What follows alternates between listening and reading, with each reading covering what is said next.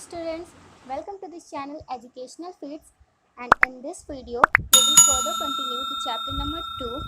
And before starting the video, it's my request to you that please stay tuned till the end, and if you students like my video then hit the thumbs up, and if you are new on my channel then hit the subscribe button and the bell icon also. So let's get started. The mouth and the buccal cavity. Food is taken into the body through the mouth, यानी कि food हमारे body के अंदर mouth के through take किया जाता है और यहीं से हमारे डाइजेशन का प्रोसेस स्टार्ट हो जाता है. And the process of taking food into the body is called the ingestion. And here is the definition of ingestion. We chew the food with the teeth and break it down in the mechanically into the small pieces. हम दांतों के through food को बिल्कुल छोटे छोटे pieces में break कर देते हैं, जो कि एक मैकेनिकल प्रोसेस होता है, ताकि हम बड़े से बड़े खाने के पीस को छोटे छोटे पीस में तोड़ दें और उसका डाइजेशन हमारी बॉडी के अंदर अच्छे से हो जाए. Each tooth is rooted into the spread socket in the gums, यानी कि हर एक टूथ एक सॉकेट के अंदर लगा रहता है हमारी गम्स यानी कि मसूड़ों में.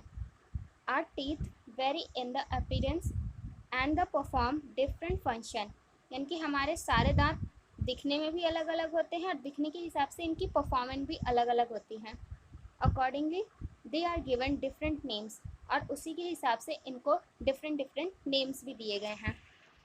Activity 2.2. Wash your hands, look into the mirror and count your teeth.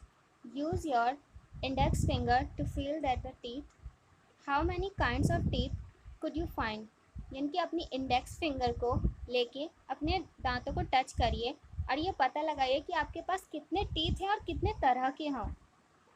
Take a piece of an apple और a bread and eat it. Which teeth do you use for biting and cutting. आप एक Apple लीजिए और एक bread का टुकड़ा लीजिए और उसे खाने की कोशिश करिए. आपने ऐसा करने के लिए कौन कौन से टीथ का यूज़ किया. And which one for the pairing and tearing.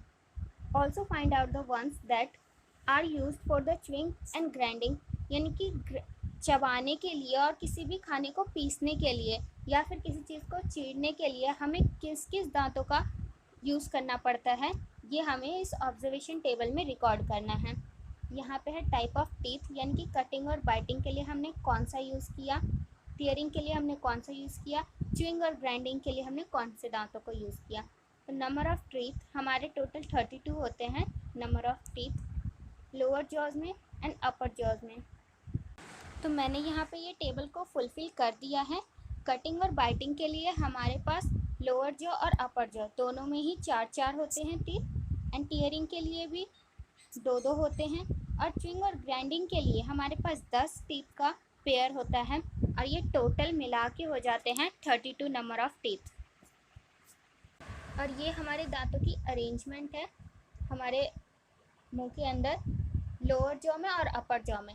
ये दोनों में से किसी एक साइड का है, या तो ये अपर का है या लोअर का है, और दोनों में ही ऐसे पेयर्स होते हैं, जिसमें से ये जो मोलर होता है ये ग्राइंड करने के लिए यूज़ में आता है किसी भी खाने को, और प्री मोलर ये किसी भी खाने को च्युइंग करने के काम आता है. एंड कैनाइन ये किसी भी खाने को टीयर करने के लिए, और इंसीजर बाइटिंग के काम आता है.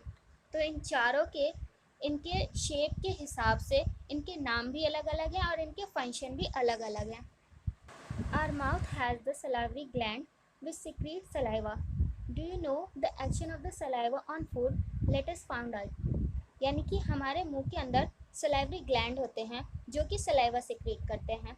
और यहाँ पे एक क्वेश्चन पूछा गया है कि क्या आप जानते हैं कि सलाइवा का फूड के ऊपर क्या एक्शन होता है, और इसे फाइंड करने के लिए.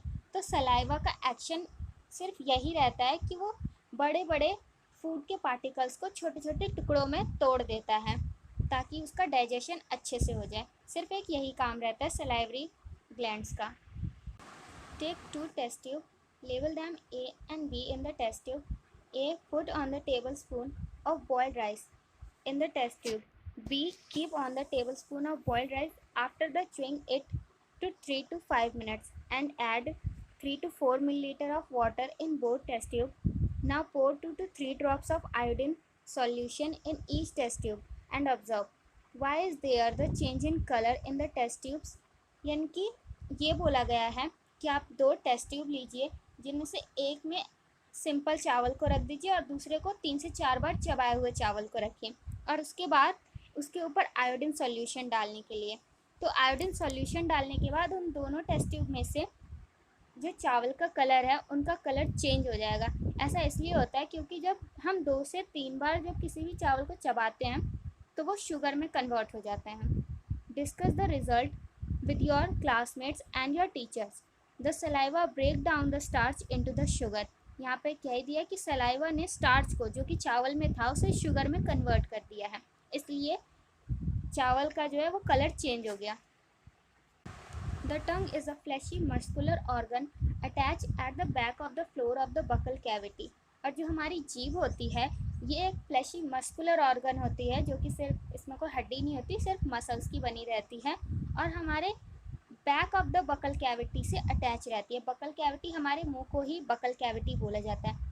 It is a free at the front end can be moved in all direction. ये फ्री होता है फ्रंट से और किसी भी डायरेक्शन में मूव किया जा सकता है। Do you know the function of the tongue? We use our tongue for talking. Besides, it mixes the saliva with the food during the chewing and helps the swallowing the food. We also taste food with our tongue. It has the taste buds that dictate the different taste of food. यानी कि यहाँ पे पूरे टंग के works को बताया गया है कि टंग का क्या क्या काम होता है। तो पहला काम तो ये होता है कि वो हमारे टॉकिंग में हेल्प करता है, दूसरा सलाइवा को फूड में अच्छे से मिक्स करने में, तीसरा हमारे फूड को निगलने में भी हेल्प करता है और जीभ के पास कुछ टेस्ट बर्ड होते हैं जिनसे हमें फूड के टेस्ट का पता चलता है।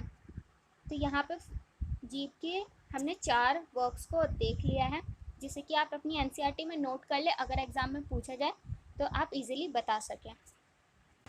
Sweets and the tooth decay. Normally bacteria are present in our mouth but they are not harmful to us. Normally हमारे मुंह के अंदर बैक्टीरिया तो प्रेजेंट होते ही हैं लेकिन वो हमारे लिए हार्मफुल नहीं होते। लेकिन however if we do not clean our teeth and mouth after eating many harmful bacteria also begin to grow on it. These bacteria break down the sugar present from the leftover food and release the acid. यानी कि ये bacteria वैसे तो harmful नहीं होते लेकिन अगर हम अपने दांतों को अच्छे से क्लीन नहीं करेंगे तो जो हमारा मुंह के अंदर जो बचा हुआ खाना रह जाता है उससे ये बैक्टीरिया एसिड में कन्वर्ट कर देते हैं और ये एसिड धीरे धीरे हमारे दांतों में एक डैमेज क्रिएट करने लगता है जिससे हम टूथ डिके कहते हैं। This acid gradually damage the teeth, this is called the tooth decay. If it is not treated in time it cause the severe toothache and in extreme cases result in the tooth loss.